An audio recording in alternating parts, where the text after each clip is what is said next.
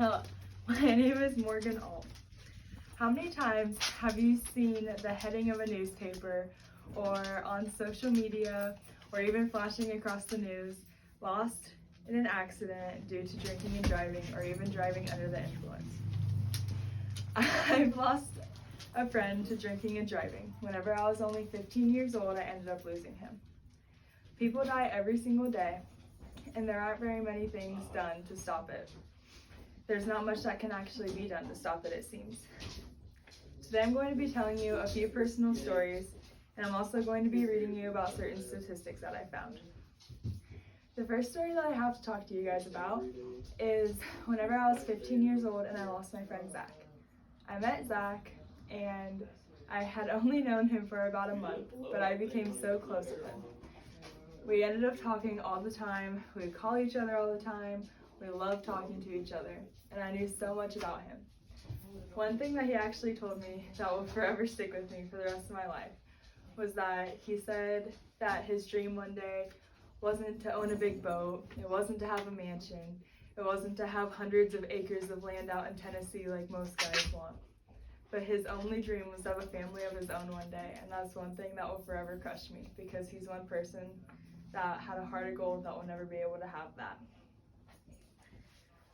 He called me one night whenever he was at a party and he had gotten into an argument with some of the people there. They told him to leave, and even though his friend had taken his keys away from him, he didn't know about the spare key that he had in his wallet.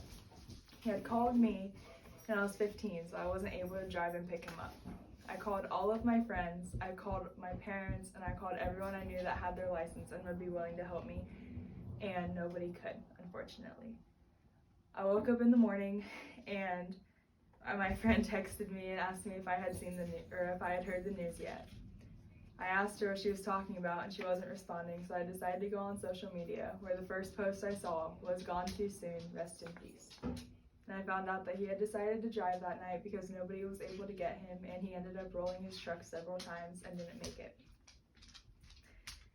He wasn't even 18 years old yet. He was young enough to have a whole life ahead of him, and people die every single day due to it. There was a man named John Cohen who did an experiment where people would drink and drive.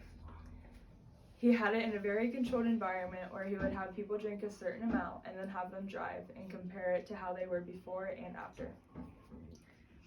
He said that drivers who took alcohol became involved in greater hazards than alcohol-free drivers. This meant that the people that were drinking had more difficulty than people who were not. He also noted that it is hard to know when to stop, as alcohol affects everyone very differently. He had two subjects who drank 2 glasses of whiskey and they could not drive at all. They were barely able to function, whereas other people would drink 6 and still be fine. Therefore, it was really hard to tell when it was okay and when it wasn't. And then the CDC also reported that 29 people die every single day for drinking under the influence, or driving under the influence, which could involve drinking or being under the influence of any kind of drug. That means that there is nearly 1 death every 50 minutes of the day. I have pictures pulled up here of people that were drinking and driving, and these are their cars after the accident of having it. This is one of the first ones, and you can tell that the airbag went off and it got really bad. This one's much more graphic, as you can see the guy over here who actually flew out of his car. This one looks really bad. The whole side of the car is gone. And in this one, they wrapped around a tree, and it looks very horrible. This one looks like 2 cars on an interstate. And then this last picture actually happened right in front of my house.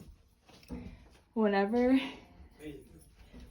the people got into the accident, I looked outside the window and they were actually right in front of our house in the grass.